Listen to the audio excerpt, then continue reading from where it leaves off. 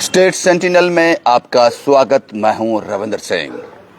ये वीडियो मुझे 2-3-4 दिन पहले बनानी चाहिए थी, लेकिन मैं रिलीफ के काम में इतना बिजी था, दूर पहाड़ों तक राशन टेंट की सेवाएं, उसमें इतना बिजी था। बड़ा मुश्किल है उन सबको हैंडल करना, क्योंकि सब कुछ मैनेज करना फिर उसको डिलीवर करना, इट्स ए हार्ड टास्क।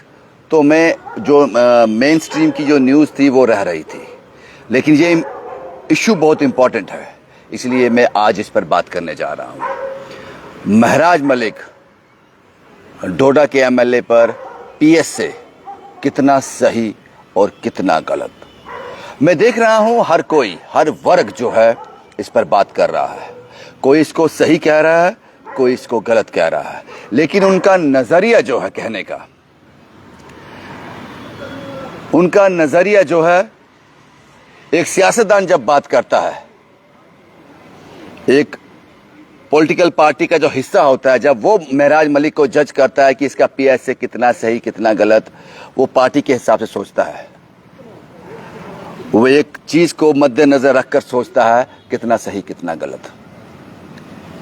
और जब एक आम आदमी बात कर रहा है इस पर, जो इस पर चर्चा करना चाहते हैं, सोशल मीडिया पर आते हैं या अपनी वीडियो बनाकर डालते हैं, मुझे समझ आता है वो कहीं ना कहीं धर्म को आधार रखकर, जो मुस्लिम लोग हैं ज्यादातर वो इसको गलत बता रहे हैं, और जो इस धर्म से अलग हैं वो इसको सही बता रहे हैं। ज्यादातर उनका उसको जज करने का तरीका ये हो सकता है। मेरी समझ छोटी हो सकती है, लेकिन जो मैंने समझा है, उसके बाद कोई और भी, कुछ और लोग भी हैं जो समाज का बड़ा अहम हिस्सा हैं।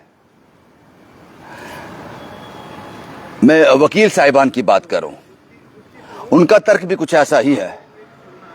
मजहब को देखकर या फिर उन सब चीजों को देखकर उस पीएसए को गलत या सही बताया जा रहा है।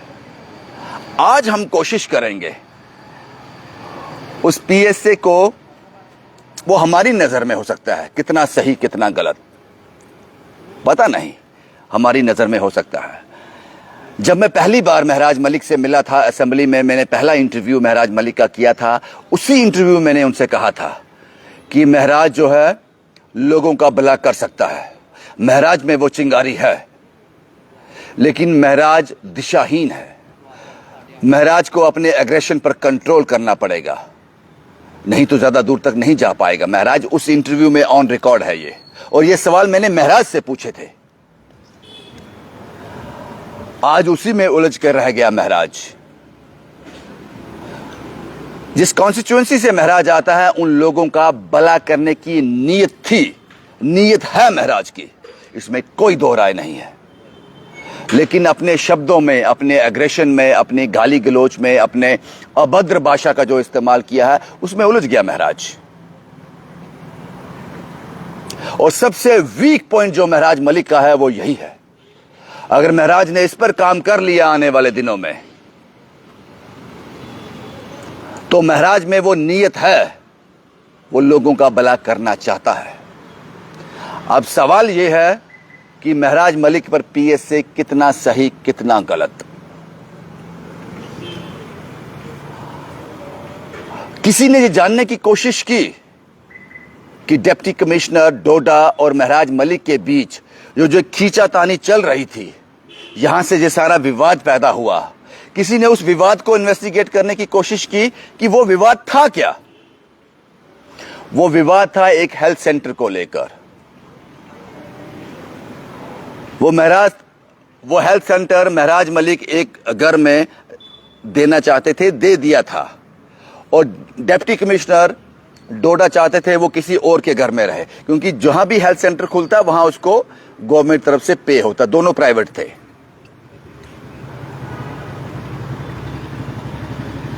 अब सवाल यह है कि महराज ये भी कहते दिखाई दे रहे हैं कि 4 साल का, यहां पहले वो हेल्थ सेंटर था, वहां 4 साल का किराया उसको नहीं दिया गया।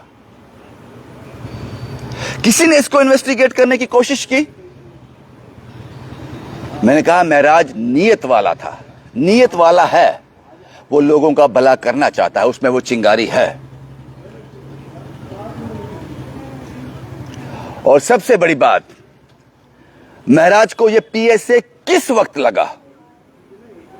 ये पीएसए उस वक्त लगा जब महराज मलिक और डीसी डोडा के बीच विवाद चल रहा था। कुछ वीडियो में देख रहा हूं जो स्वीकार्य नहीं है, जो गलत है। यहां महराज मलिक बुरहान वानी के बारे में बात कर रहा है और ऐसी बातें कर रहा है जिससे जम्मू कश्मीर बड़ी मुश्किल से बाहर निकला है। वो किसी तरह से स्वीकार नहीं की जा सकती। कहा जा रहा है कि उनको बेस बनाकर पीएसए लगाया गया, लेकिन सवाल यह है कि जब वो बातें कही गई थी उसी वक्त पीएसए क्यों नहीं लगाया गया? जब ये इशू चल रहा था महराज मलिक और डोडा के बीच, डोडा डीसी के बीच, इशू तो था गाली गलौज का, इशू था अभद्र भाषा का। इस वक्त पीएसए क्यों लगा? आपने उस सब को वाइंड अप किया जो पीछे महराज ने बोला है। यही सही वक्त क्यों था पीएसए लगाने का, जब विवाद कोई और था? ये डेफेमेशन का केस हो सकता था, इस पर कानून की और धाराएं हैं, एफआईआर हो सकती थी। इस पर पीएसए तो नहीं लग सकता। अगर किसी के साथ आप अभद्र भाषा का इस्तेमाल करते हो, इस पर पीएसए नहीं लगाया जा सकता। सबसे पहले पीएसए को समझने की जरूरत है। पीएसए एक ऐसा कानून है जिसके तहत आप ज्यादा से ज्यादा 2 साल तक आदमी को डिटेन कर सकते हो, उसकी जमानत नहीं होगी, कोई सुनवाई नहीं होगी। इसको पीएसए कहते हैं। ये 1978 में नेशनल कॉन्फ्रेंस के उस वक्त के चीफ पैटर्न शेख मोहम्मद अब्दुल्ला ने जम्मू कश्मीर में लाया था, ताकि उस वक्त जो अवैध रूप से वनों में कटाई होती थी, जंगल की कटाई होती थी, जंगल की लकड़ी की तस्करी होती थी, उन तस्करों को वो बार बार छूट जाते थे। तो ये कानून लाया गया था कि जंगल को बचाया जा सके। उसके बाद ये कानून जो है, इसको इस्तेमाल किया गया जब कश्मीर में आतंकवाद फैला। इसको नेशनल सिक्योरिटी के साथ जोड़ा गया। उसके बाद ये कानून आयत हुआ पत्थरबाजों पर। उसके बाद एक वक्त में नजरबंद भी किया गया था former chief minister Jammu Kashmir को। पीएसए के तहत उनके घर में हाउस अरेस्ट भी किया गया था। उसके बाद महराज मलिक पर। लेकिन इस वक्त सिचुएशन थी वो कि महराज मलिक पर पीएसए लगाया जाए? नहीं थी वो सिचुएशन। क्योंकि मैंने पहले कहा कि सोशल मीडिया पर वीडियोस दिखाए जा रहे हैं कि वो बुरहान वानी को ग्लोरीफाई कर रहा है, हीरो बता रहा है, जो कि बिल्कुल गलत है। फिर आपने उसी वक्त पीएसए क्यों नहीं लगाया महराज पर? ये तो पुरानी वीडियोस हैं, 1, 2, 3, 4 महीने पुरानी। पीएसए उस वक्त क्यों नहीं लगा महराज मलिक पर जब उसने कहा था कि जब भारत ने पाकिस्तान के ठिकानों पर हमला किया था पहलगाम के बाद, उसने कहा था कि आपने जिससे पंगा लिया वो वापस लौट कर आएगा, इसका जवाब देना पड़ेगा आपको। उस वक्त पीएसए क्यों नहीं लगाया? इस वक्त पीएसए क्यों, जब मुद्दा ही कोई और था? मुद्दा था डिप्टी कमिश्नर डोडा और उसके बीच अभद्र भाषा का एक विवाद छिड़ा हुआ था। उस वक्त पीएसए लगाया गया। यह सही वक्त नहीं था पीएसए का। तो आप समझिए इस बात को समझना होगा आपको। कुछ ग्रजेस निकाले गए हैं, डेफेमेशन का केस हो सकता था। कानून में और प्रावधान है जब आप किसी के बारे में अभद्र भाषा का इस्तेमाल करते हो। मुझे लगता है कि महराज मलिक इस इश्यू को लेकर, जिस पॉइंट पर डीसी डोडा और महराज मलिक के बीच एक खींचतान चल रहा था, इस वक्त पीएसए लगाना टोटली रॉन्ग है। टाइमिंग गलत हो गई आपकी। जिन चीजों को आप आधार बना रहे हो वो पहले हो चुकी थी। अगर इस वक्त भी कोई ऐसा विवाद आता जो नेशनल सिक्योरिटी के साथ जुड़ा होता, जिससे हालात खराब हो सकते थे, तो आप उसमें ऐड कर इसको आज पीएसए लग सकता था। लेकिन इस वक्त विवाद ही कुछ और था। हमने पिछले वीडियो में जो महराज मलिक का हमने बनाया था, हमने कहा था उस वक्त कि ऐसा एमएलए हमें नहीं चाहिए जिसको अपनी भाषा पर कंट्रोल नहीं है। आपको याद होगा ट्रैफिक में एक ऐसा अफसर आया था जिसने ट्रैफिक का निजाम ही सुधार दिया था। जम्मू कश्मीर बड़ा खुश था उससे, लेकिन उसके साथ भी यही प्रॉब्लम थी, उसका एग्रेशन, उसकी जुबान, उसकी भाषा। आज कहीं दिखाई देता है आपको वो अफसर? हमें इस कीमत पर एमएलए और अफसर नहीं चाहिए जो काम तो बड़ी सही नीयत से करें, लेकिन जिनका अपनी भाषा पे कंट्रोल ना हो। हम सभ्य समाज में रहते हैं, ऐसा एमएलए, ऐसा अफसर हमें कतई नहीं चाहिए। लेकिन अगर बात पीएसए की है, पब्लिक सेफ्टी एक्ट की है, तो मुझे नहीं लगता कि इस विवाद को आपने ढाल बनाकर पीएसए जो आयद किया है वो किसी भी तरह से जस्टिफाई है महराज मलिक पर।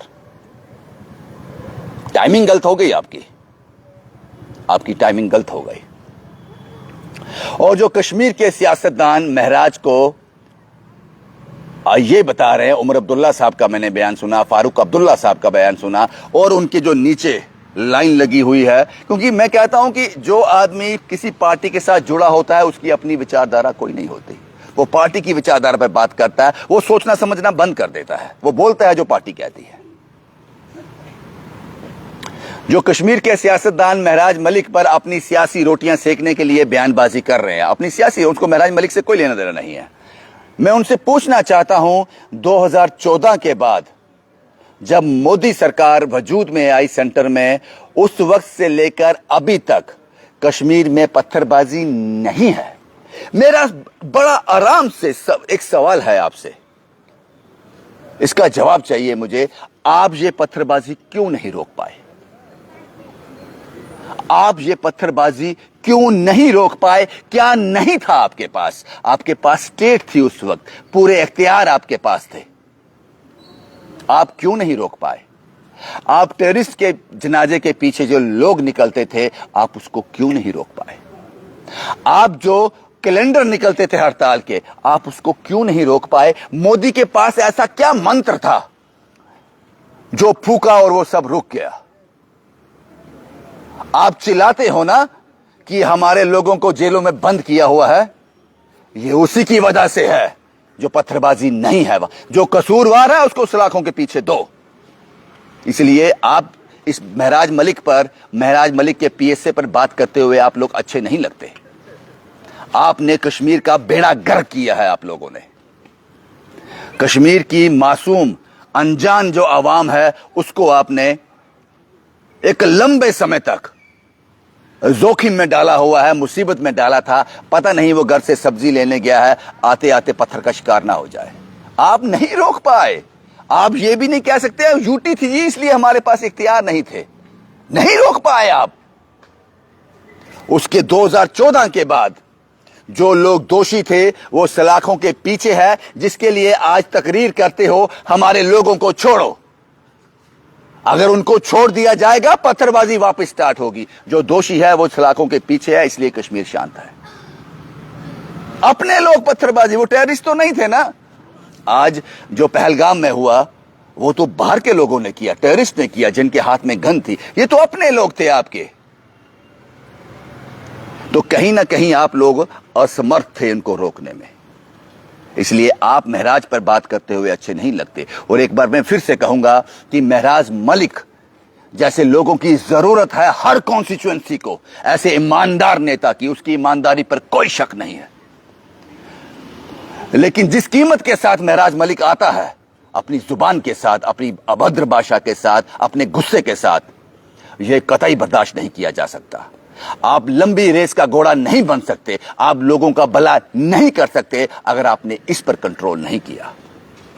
और जो महराज मलिक पर पीएसए लगाने की टाइमिंग थी आपकी, जिस इश्यू को लेकर आपने सारा वाइंड अप किया, सम अप किया, गलत टाइमिंग थी ये।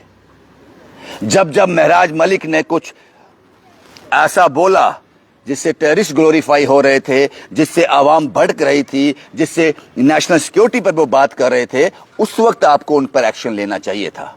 इस वक्त नहीं, जब डीसी और इनके बीच अभद्र भाषा का इस्तेमाल हो रहा था। ये टाइमिंग आपकी टोटली रॉन्ग थी। महराज मलिक हमें वापस चाहिए, लेकिन उसको काम करना पड़ेगा अपने एग्रेशन पर, अपनी भाषा पर। शुभम कुमार के साथ Ravindra Singh, the state sentinel के लिए।